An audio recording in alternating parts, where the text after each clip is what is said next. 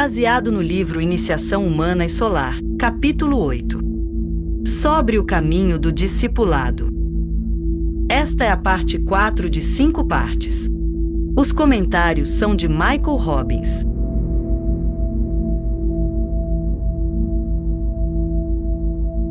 É através do trabalho em grupo, através do qual aqueles que antes estavam mais pessoalmente associados se encontram novamente juntos, unidos por interesses comuns numa virada superior da espiral e através da atividade do discípulo, realizada quase inconscientemente no início, em reunir aqueles através dos quais ele trabalhará mais tarde.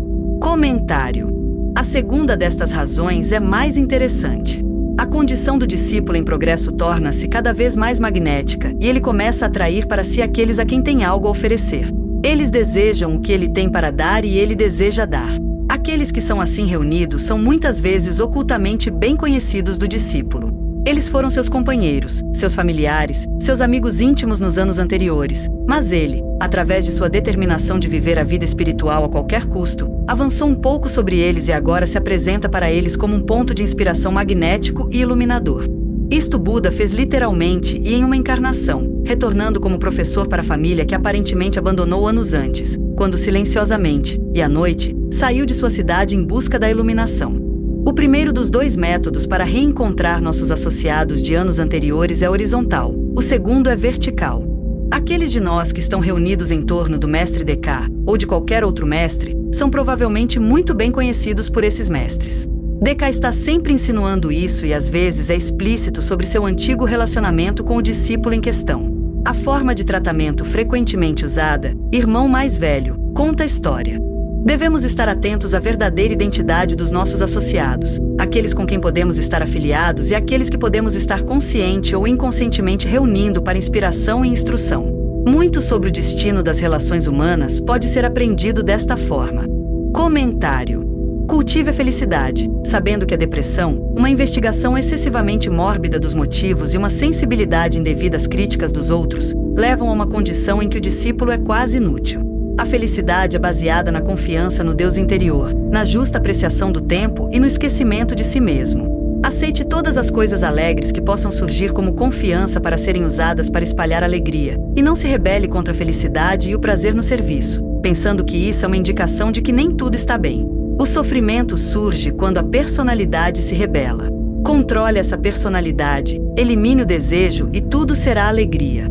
Voltando ao texto.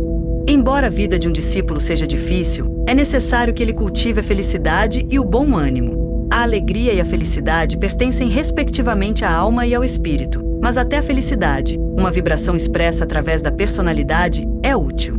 A felicidade, motivada pela alegria percebida subjetivamente, é magnética e promove o bom trabalho de unificação da humanidade.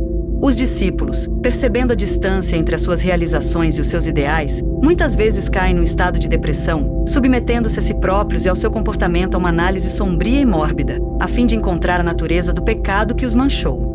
A sua autoimagem é tão baixa que qualquer crítica dos outros é sentida apenas como uma confirmação da sua baixa condição e não é tomada no espírito correto como uma sugestão que indica possíveis métodos de autoaperfeiçoamento.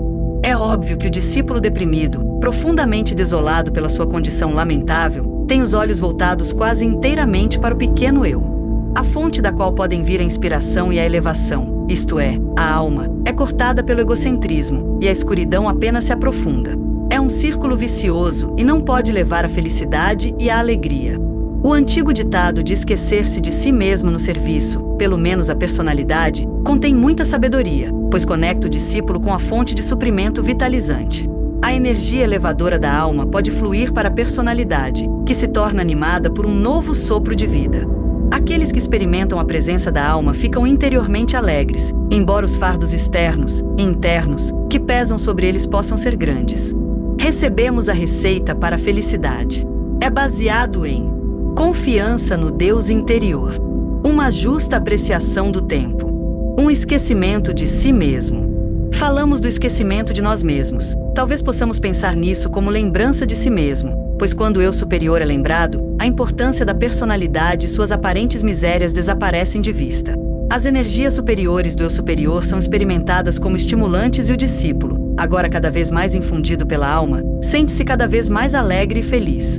Muitos discípulos não têm confiança em si mesmos como personalidades, se estiverem nos raios da linha suave, ou, talvez, muita confiança, se estiverem condicionados pelas energias da linha dura.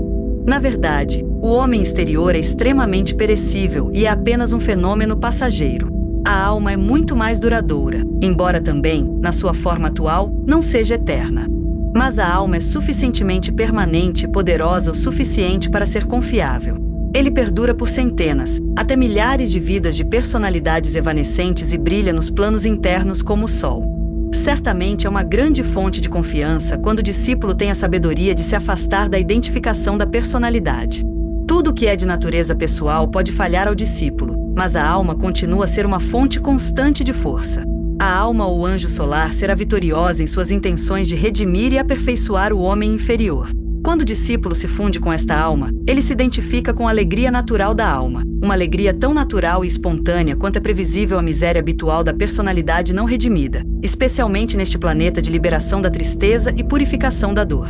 Se soubermos o que realmente é a alma ou anjo solar, não podemos deixar de ter confiança nela. A confiança é como uma grande mina, assim nos instrui o Mestre M. A confiança na alma leva à experiência da alma, e a experiência da energia da alma, infundindo os mundos inferiores, leva à realização da alegria e à sua expressão em todas as circunstâncias difíceis. Podemos dizer que a expressão da alegria, sentida na alma, funciona como uma felicidade autêntica na personalidade. Quanto a uma justa apreciação do tempo, nós, como personalidades, muitas vezes sujeitamos-nos desnecessariamente ao sentimento de fracasso porque não somos realistas sobre o que podemos realizar num determinado período de tempo. O espírito está disposto, isto é, cheio de vontade, e nos bastidores empurra sua alma personalidade para a libertação. Mas a matéria tem as suas próprias leis que só podem ser violadas ao preço de uma dor inevitável. Quando compreendermos as leis do processo natural, não esperaremos imprudentemente uma rapidez de realização que é impossível.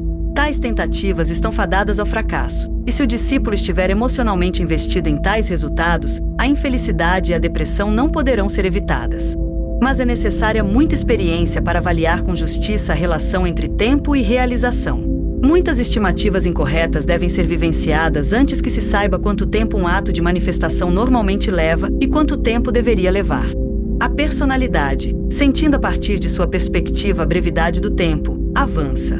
A alma tem uma perspectiva muito mais vasta e constrói sabiamente em direção a um futuro de realização estável. Isto, independentemente do raio da alma, mas as almas do segundo raio, é claro, dominam o processo de construção interna com mais facilidade. O tibetano oferece alguns bons conselhos ao discípulo excessivamente sério e um pouco mórbido. Coisas alegres devem ser consideradas como fundos a serem usados para espalhar alegria. Tudo deve ser usado. Quando a felicidade entra na vida, isso não significa que alguém tenha sido egoísta ou egocêntrico. Nas ondas da felicidade, ou seja, quando surgem coisas alegres, a alegria pode ser espalhada, e essa propagação é boa para todos. Embora o serviço possa ser difícil e exigente, também pode ser uma fonte de grande felicidade e prazer que, quando bem utilizado, aumenta a potência e o magnetismo do serviço, tornando-o mais inspirador. Depois vem uma grande declaração resumida sobre a causa do sofrimento. O Mestre D.K. deve ter levado muitas vidas para chegar a tal conclusão. O sofrimento surge quando a personalidade se rebela. Controle essa personalidade, elimine o desejo e tudo será alegria. A alma procura infundir sua energia no personalidade. O personalidade, entretanto, quer continuar como está e tenta se livrar da energia descendente da alma. Isto é rebelião. É uma condição de divisão e tensão entre as partes divididas, alma e personalidade. Na divisão está o sofrimento. Se a personalidade puder ser submetida a um controle justo e razoável, se os desejos inferiores puderem ser eliminados e os desejos elevados instituídos, haverá harmonia e eventual unidade entre a alma insistente e a personalidade até então rebelde. A harmonia e a unidade entre a alma e a personalidade são vivenciadas como alegria e felicidade. Em poucas palavras, Mestre D.K. resumiu o resultado de muitas vidas de esforço e treinamento espiritual. Um discípulo aprende a colocar as coisas mais importantes em primeiro lugar. Os valores da alma são mais importantes do que os valores da personalidade. Para um discípulo, a decisão foi tomada. Um aspirante pode ficar dividido entre os dois centros, superior e inferior, incapaz de decidir qual caminho seguir. Um discípulo, contudo, sabe qual destes deve ser enfatizado e, com firmeza de vontade, inteligência mental e um coração cheio de aspiração e amor, enfatiza a presença da alma acima de todas as distrações da personalidade. O sucesso total, no entanto, levará tempo. Voltando ao texto. Tenha paciência. A resistência é uma das características do ego. O ego persiste, sabe que é imortal. A personalidade fica desanimada, sabendo que o tempo é curto. Comentário. Deparamo-nos neste capítulo com muitos chavões do caminho. Eles se tornaram banalidades porque foram comprovadamente eficazes ao longo de milhões de anos de aplicação. Um lugar comum, porém, torna-se uma verdade viva para aqueles que o aplicam. Para quem apenas o verbaliza, parece morto e, portanto, desinteressante. Alma e personalidade têm atitudes diferentes em relação ao tempo. A alma ou ego vê o quadro geral. Conhece a sua própria história e algo do seu futuro. Pode examinar os efeitos de numerosas aparências de personalidade e antecipar ainda outras. A personalidade tem visão limitada, sendo na maior parte incapaz de lembrar encarnações passadas ou de antecipar com precisão as futuras.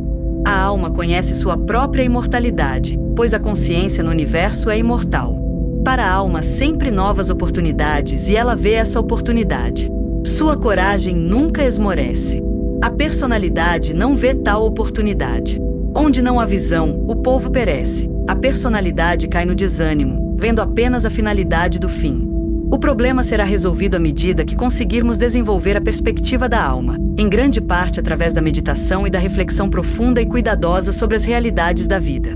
Se pudermos viver como uma alma através de uma personalidade, as limitações normais da personalidade não serão tão opressivas.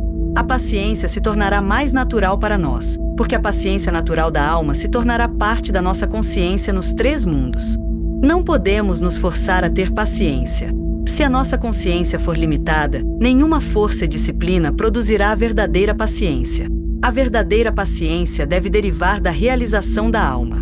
Quando somos identificados como alma, somos naturalmente pacientes.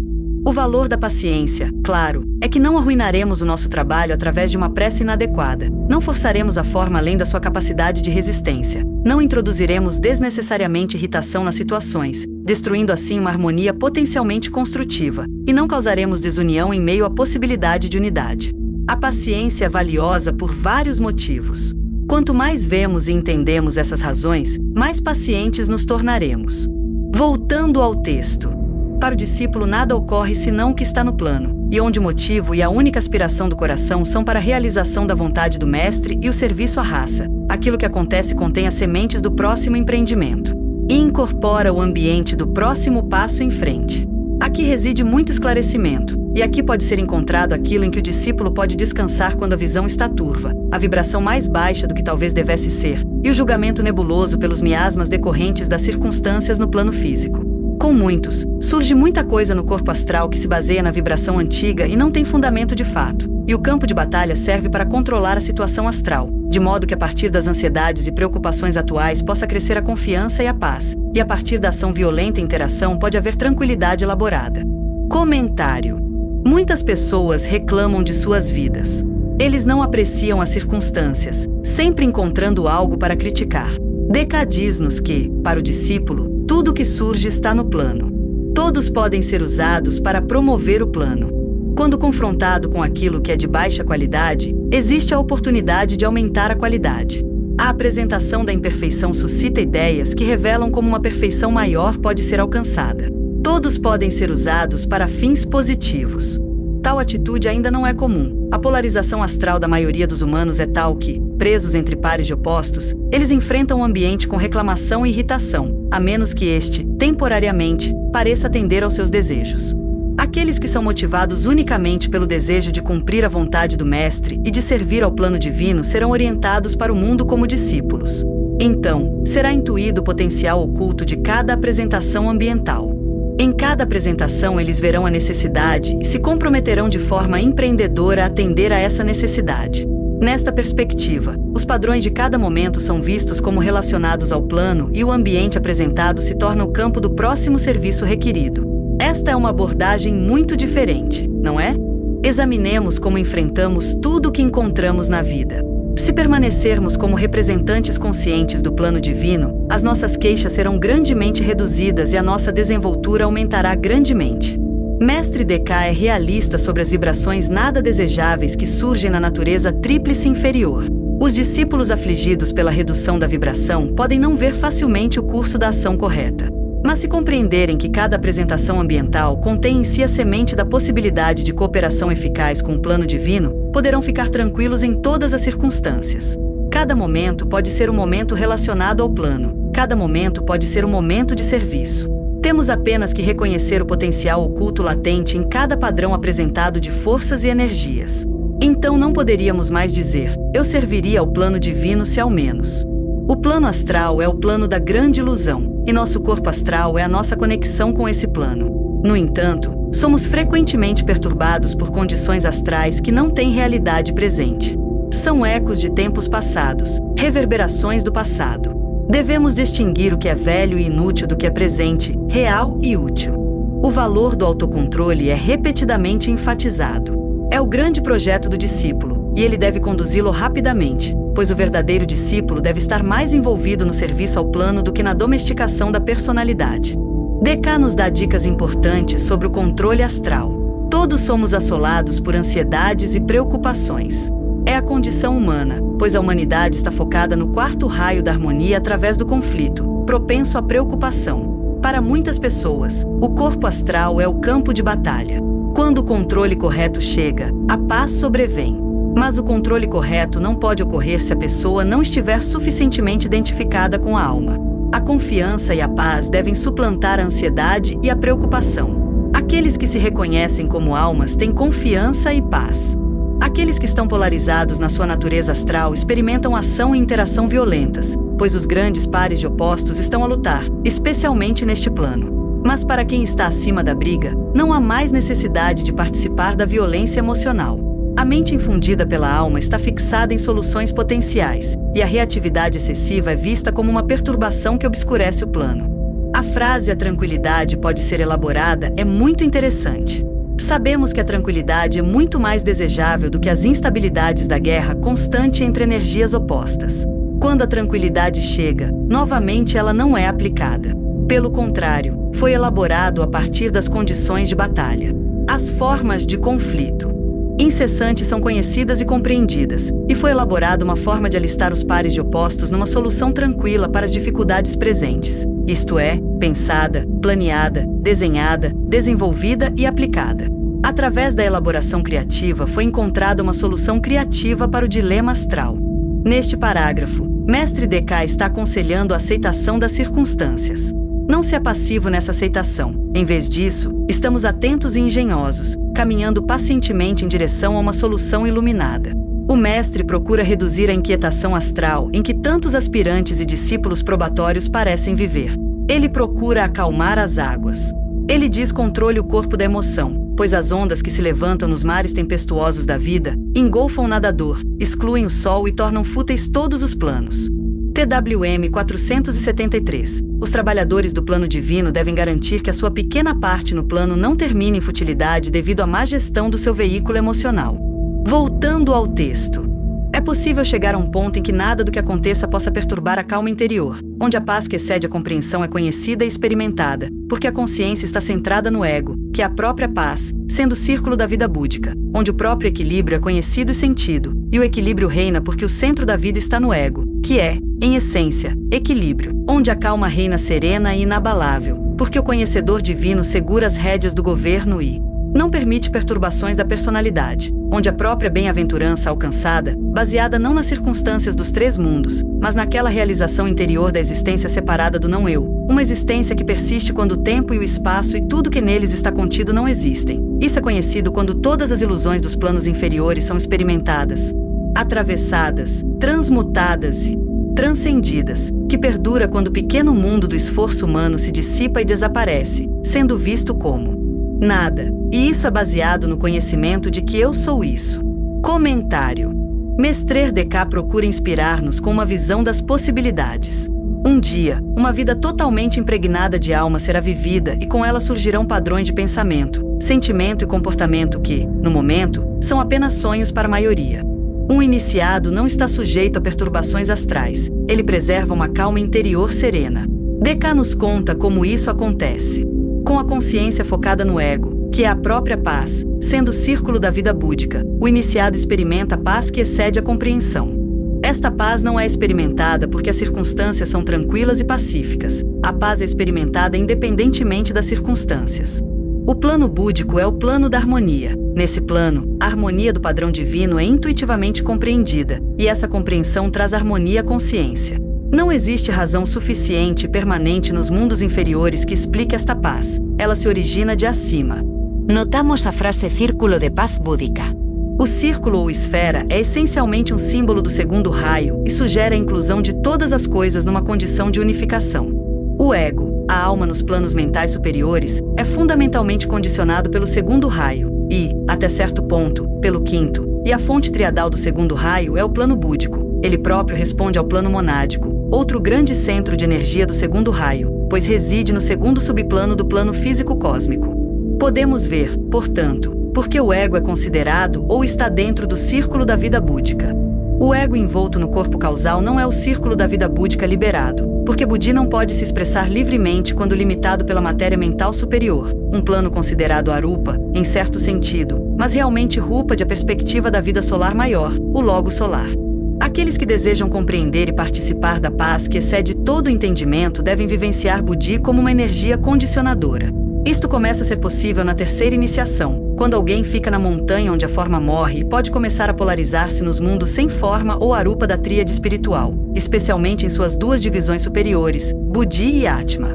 Também nos dizem que o ego é essencialmente equilíbrio. Quando a consciência está centrada no ego, o equilíbrio experimentado leva à expressão do equilíbrio nos três mundos inferiores. Não existe equilíbrio em relação à expressão habitual do planeta Marte, um dos planetas que condiciona a personalidade e os seus três veículos, mas Vênus, condiciona genericamente o ego, é um planeta de belo equilíbrio facilitando a expressão do equilíbrio. Fim da parte 4 de 5.